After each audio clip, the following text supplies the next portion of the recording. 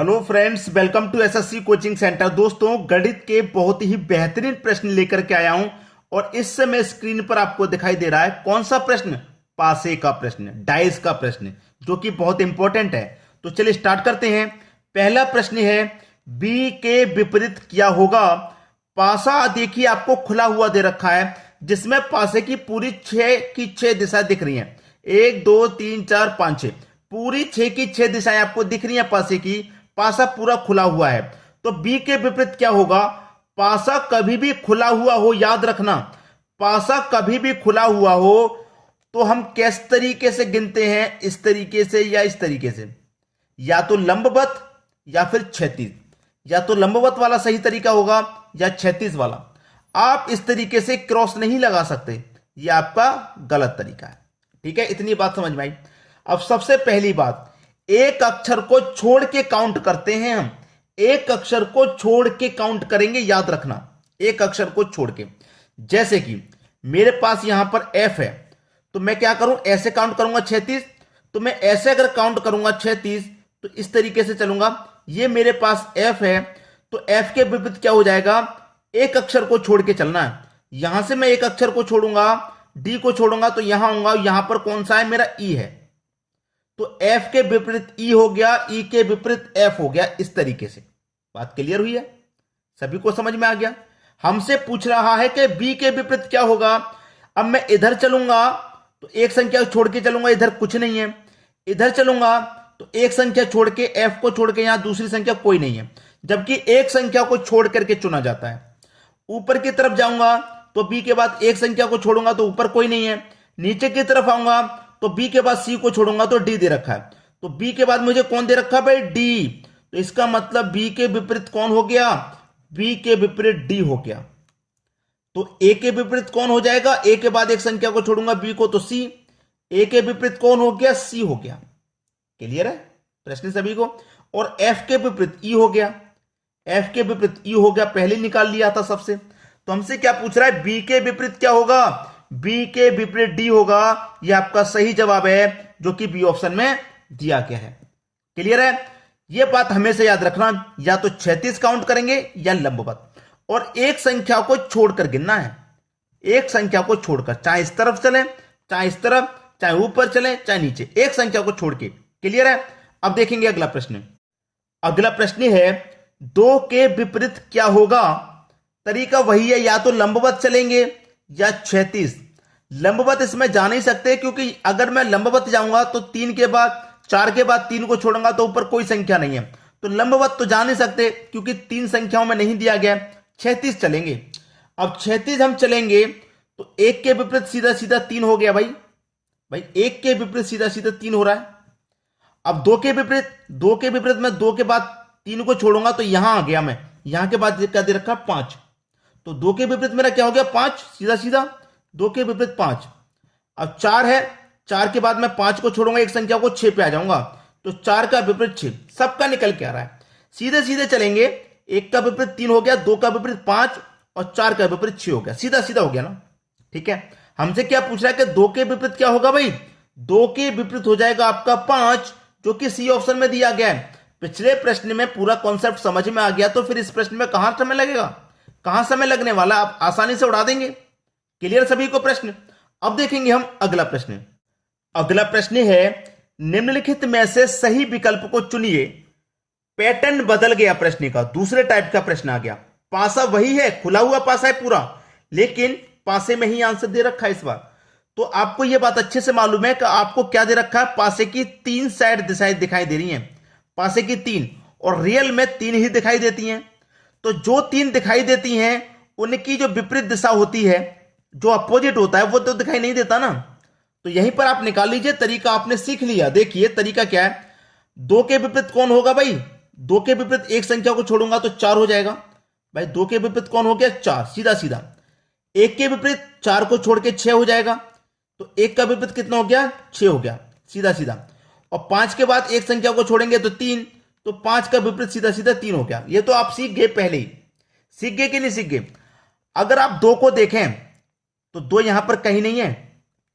2 नहीं है तो 4 होना चाहिए, क्योंकि होता क्या है, अगर मुझे ये वाली दिशा दिखाई नहीं दे रही तो ये दिखाई देगी। 3 दिशाएं दिखाई देती हैं, 3 नहीं दिखाई देती। अब ये दोनों ही दिखाई नहीं दे रही तो ये गलत हो गया भाई। एक दिखाई देगी। 1 और 6 में से कोई एक दिखना चाहिए। 1 दिख गया, 6 नहीं देखा, बिल्कुल सही, बिल्कुल सही है। 2 और 5 4 में से कोई एक दिखाई देना चाहिए, ना तो 2 दिखाई दे रहा ना 4, ये भी गलत हो गया। एक तो दिखना ही चाहिए ना। सी को देखें, 2 दिखाई दे रहा है, बिल्कुल सही, तो 4 दिखाई नहीं देगा, लेकिन 4 भी दिखाई दे रहा, दोनों दिखाई दे रहे हैं तो ये गलत। कोई 3 दिखाई देती है, 3 नहीं। 2 दिखाई दे रहा है क्या? 2 या 4 में से कोई एक दिखाई दे। 4 दिखाई दे रहा है, ये 4 दिखाई दे रहा है। अब इनमें से कोई एक दिखाई दे, 1 या 6।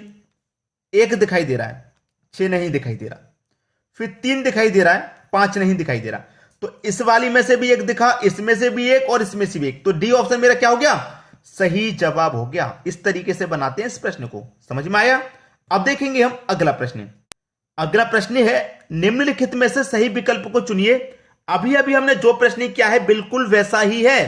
तो सबसे पहले तो अपोजिट पता कर लो, एक संख्या को छोड़कर।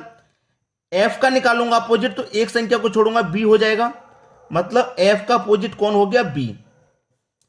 ई का निकालूंगा, बी छोड़ के सी, तो ई का अपोजिट कौन हो गया? सी। और ए का अपोजिट कौन हो गया? डी। ए का अपोजिट डी हो गया, क्योंकि ए का निकालेंगे एक संख्या को छोड़ के, तो डी आ जाएगा यहां पे। अब देखिए, एफ दिखाई देगा तो बी दिखाई नहीं देना चाहिए। एफ दिखाई दे रहा है, बी भी दिखाई दे रहा है, दोनों दिखाई दे रहे हैं, तो ये गलत। यहां पे आ जाओ, ई सी में से एक दिखेगा, एक दिखाई दे रहा है ई, चलो ठीक है, एक दिखाई दे रहा। इन दोनों में से एक दिखाई दे, ए या डी? डी दिखाई दे रहा है, बिल्कुल सही है भैया। भाई यहां पर क्या हो गया? बिल्कुल सही हो गया। हमें देखिए, यहां पर ई दिखाई दिया एक, यहां पर डी दिखाई दिया, इसमें से भी एक, और ऊपर क्या दिखाई दे? एफ। तो इसमें से भी एक ही दिखाई दिया, इसमें से भी एक, और इसमें से भी एक, तो यही मेरा क्या हो गया? सही जवाब। आगे चेक कर सकते हैं आप। इनमें से एक दिखाई देना चाहिए, एफ, एफ ही दिखाई दे रहा है। इनमें से एक दिखाई देना चाहिए, सी दिखाई दे रहा है। बी, बी तो है नहीं यहां, तो इसका मतलब एफ और बी ये दोनों दिखाई दे रहे हैं, जबकि दिखाई एक देना चाहिए, तो ये गलत हो जाएगा ना। ठीक है, इसको चेक कर लो। ए और डी, ए और डी दोनों दिखाई दे रहे हैं, तो ये भी गलत, जबकि दिखाई एक ही देना चाहिए। ये बात आप समझ चुके हैं, तो सभी के समझ में अच्छे से आ गया ये टॉपिक। अब देखेंगे अगला प्रश्न। अगला प्रश्न है, दी गई आकृति बनाने के लिए आवश्यक न्यूनतम पंक्तियों की संख्या ज्ञात कीजिए। ये जो आकृति बनाई गई है, इसको बनाने के लिए कितनी पंक्तियों की आवश्यकता पड़ी है, यह पूछा गया है। तो इस तरीके का प्रश्न आता, तो इसे करने का तरीका क्या है? सबसे पहले तो आप 36 लाइन गिनेंगे, उसके बाद लंबवत, उसके बाद ये क्रॉस वाली, उसके बाद ये क्रॉस वाली। ठीक है, तो सबसे पहले मैं 36 गिन लूंगा। 1 36, 2 36, 3 36, तो कितनी है 36 भैया? 3। फिर लंबवत 1 2 3 लंबवत है, तो 3 हो गई। अब इस तरीके से कितनी लाइन है? इस तरीके से एक ही लाइन है, ठीक है, 1 हो गई। और इस तरीके से कितनी लाइन है? इस तरीके से भी एक ही लाइन है, तो 1 ही हो गई। अब काउंट कर लो सबको, कितनी हो जाएंगी? 3 और 3 6 7 8। कितनी पंक्तियों की आवश्यकता पड़ रही है इस आकृति को बनाने के लिए? 8 की आवश्यकता पड़ रही है, तो डी ऑप्शन हो जाएगा आपके प्रश्न का सही जवाब। क्लियर सभी को? अब देखेंगे हम अगला प्रश्न। अगला प्रश्न है, दी गई आकृति बनाने के लिए आवश्यक न्यूनतम पंक्तियों की संख्या ज्ञात करें। इस आकृति को बनाने के लिए कितनी पंक्तियों की आवश्यकता पड़ी होगी मैं आपको बता चुका हूं। सबसे पहले तो 36 काउंट करो, उसके बाद लंबवत, उसके बाद ये तिरछी लाइन, इसके बाद ये तिरछी लाइन। तो 36 काउंट कर लेंगे, कितनी है? 1 36 2 36, कितनी है? 36 2। उसके बाद लंबवत काउंट कर लो, 1 लंबवत, 2 लंबवत, 3 लंबवत। लंबवत है आपकी 3। अब ये तिरछी वाली कितनी है? ये तिरछी वाली 1, एक ये हो गई। और ये तिरछी वाली, ये तिरछी वाली भी 1, एक ये हो गई। अभी भी आप भूल रहे हैं, अभी भी आप भूल रहे हैं क्या? देखिए, मैंने आपको बताया था कि ये तिरछी वाली लाइन, तो ये तिरछी वाली लाइन एक ये हो गई और एक ये हो गई, तो ये कितनी है? 2 है, 2 है कि नहीं? और फिर ये तिरछी वाली लाइन, एक ये तिरछी है, एक ये तिरछी है, तो 2 ये हैं। तो 2 और 3 5, 5 और 2 7, 7 और 2 9, तो 9 पंक्तियों की आवश्यकता पड़ेगी इस आकृति को बनाने के लिए। बी ऑप्शन में दिया गया है 9। बात क्लियर है? अच्छे से समझ में आ गया? जितने भी प्रश्न कराए हैं सभी आपको आसानी से समझ में आ गए होंगे।